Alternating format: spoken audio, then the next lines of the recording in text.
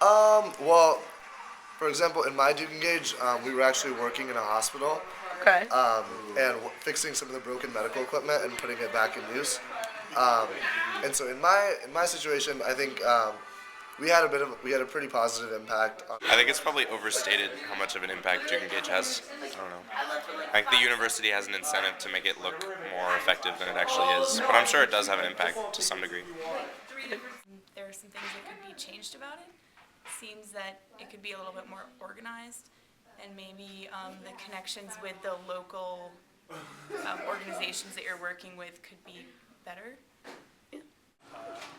Kenya, and I thought about it a lot, and I was like, I came in with the notion that, I'm going to have this heroic Superman complex, and after like 2 days of teaching, they're just going to get it, and I struggled with that a lot, and I realized that, I guess it depends, like service learning for Duke Engage might not be very effective. I think the main goal of Duke Engage is for our benefit as opposed to the communities. It would obviously be a lot more beneficial if we sent in people that actually knew what they were doing. So I did a domestic Duke Engage program. So domestically, I can definitely speak to that you get directly plugged into the communities that you work with, the community partners, and also I know the international ones. It's a very hands-on experience. So you're not only interacting with the people there, but you're also getting your hands dirty, so to speak, and really just seeing the needs of other places and being able to contribute in like a physical capacity. As Duke Engage is really Duke just saying we want to go in and help a community regardless of what that community wants or what they need.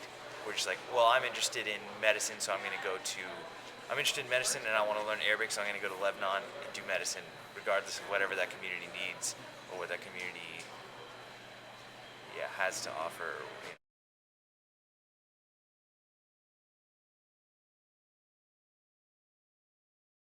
I would agree because you go to different facilities around Durham, which either might be a school or it might be, I did a nursing home one, and so it's just an idea of getting the students to be involved in interacting with different populations in the Durham community.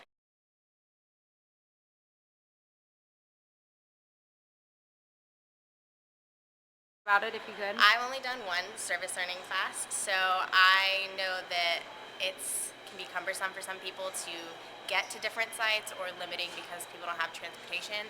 But other than that, I do see like the value in it. I do know that like the Duke Engage Academy is very long and not always applicable specifically for particular programs. Like people might encounter unique problems that aren't covered necessarily in Duke Engage Academy. So maybe tailoring that and kind of parsing out what might be more important, or having a lot more times mentors from previous programs that are specific to a program come and talk about their experiences would be even more beneficial. The change about Duke Engage is the way they market it.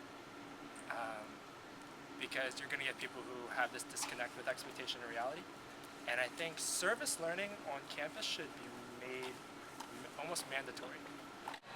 If I were running Duke Engage, to be honest, I would cut out a lot of Duke Engages because I think they're a waste of money. And I would increase scrutiny of, I mean, when you're spending that much money on something, it's like me buying a shirt and like not even looking at the shirt before I'm buying it and spending $100 on it. You're spending that much money on something and you're not really sure what the impact is and what is going on and whether or not those people need that much money, that much free money to spend or whatnot. So I think I think it needs to cut down on costs a lot.